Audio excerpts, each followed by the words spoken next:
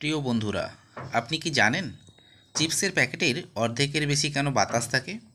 কম বেশি সবাই আমরা চিপস পছন্দ করি। প্যাকেট দেখে মনে হয় যেন প্রচুর চিপস আছে প্যাকেটে। তারপর যখন খুলি দেখতে পাই অর্ধেক বাতাস দ্বারা পূর্ণ। অগত্যা সেই পরিমাণ চিপস খেয়েই মনকে খুশি করতে হয়। অনেকেই মনে করি প্রস্তুতকারক সংস্থা মুনাফা অর্জনের জন্য ইচ্ছাকৃতভাবে এটি করে থাকে। তবে আসল ব্যাপারটি জানলে আপনিও বুঝতে পারবেন কী উদ্দেশ্যে এটি সাধারণত করা হয়। আসলে এর পেছনে রয়েছে চমৎকার এক বৈজ্ঞানিক ব্যাখ্যা।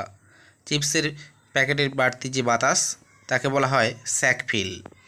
চিপসের প্যাকেটে আপনার হাত আসার আগে ফ্যাক্টরি সদর দরজা পেরিয়ে অনেক পথ অতিক্রম করতে হয়।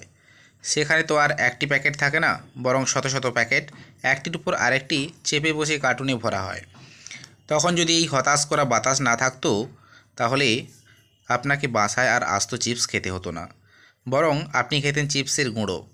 কারণ এত চাপে সব চিপসই নষ্ট হয়ে যেত, ভেঙে যেত।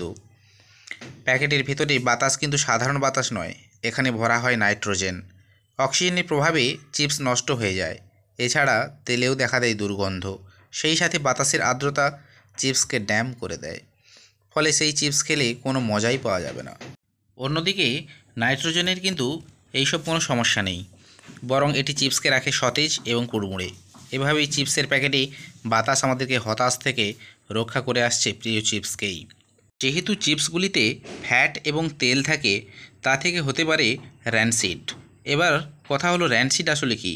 র্যানসিড হলো ফ্যাট বা তেলযুক্ত খাবারগুলি পুরনো এবং বাসি হওয়ার ফলে একটা দুর্গন্ধ সৃষ্টি করে, যা সেই খাবারের আসল স্বাদকে নষ্ট করে। র্যানসিডিটি হলো এক জৈব রাসায়নিক বিক্রিয়া। ফ্যাট অক্সিডাইজড হওয়ার পর দুর্গন্ধযুক্ত এবং ভিন্ন স্বাদ তৈরি হওয়ার ফলে খাবারটি গ্রহণের পক্ষে অযোগ্য করে তোলে।